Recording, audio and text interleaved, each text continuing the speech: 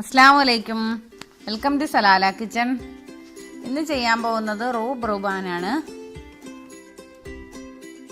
അതിന് വേണ്ടുന്ന ഇൻഗ്രീഡിയൻസ് അനാറ്, തൈര്, പഞ്ചസാര, ഐസ്ക്രീം.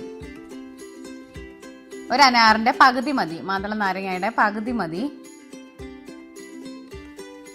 ഇത് ഞാൻ ചെയ്യാൻ പോകുന്നത് അതിൻ്റെ മെഷീനിലാണ്.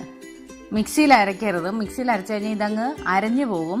ഈ മെഷീനിലോ അല്ലെങ്കിൽ എഗ് ബീറ്റർ വെച്ച് ബീറ്റ് ചെയ്തോ എടുക്കാം. ഇത്ര ഇൻഗ്രീഡിയൻസ് വെച്ചിട്ട് നമ്മൾ എഗ് ബീറ്റർ വെച്ച് ബീറ്റ് ചെയ്യാം. മെഷീൻ്റെ ആ ഗ്ലാസ് എടുത്തിട്ടുണ്ട്. അതിലേക്ക് ഒരു അനാറിൻ്റെ പകുതി ഇട്ട് കൊടുക്കാം. ഒരു ഗ്ലാസ് ജ്യൂസിന് ഒരു അനാറിൻ്റെ പകുതി മതി.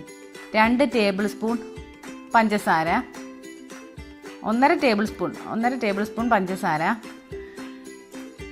ഐസ്ക്രീം 2 സ്കൂപ്സ് ഐസ്ക്രീം വേണം.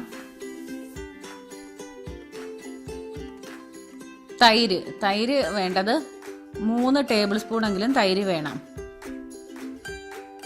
ഇതിനൊരു മധുരവും പുളിപ്പും കൂടെ കലർന്നിട്ടാണ് ഇതിൻ്റെ ടേസ്റ്റ്. ഇത് നമുക്ക് ഒന്ന് അടിച്ചെടുക്കാം.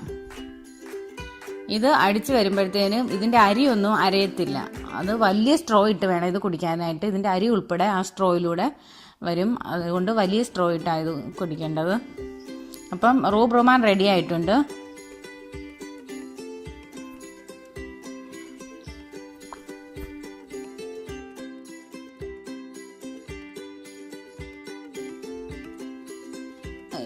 ഈ ചാനൽ ഇഷ്ടമായാലും ലൈക്ക് ചെയ്യണം, ഷെയർ ചെയ്യണം, സബ്സ്ക്രൈബ് ചെയ്യണം. Thank you for watching.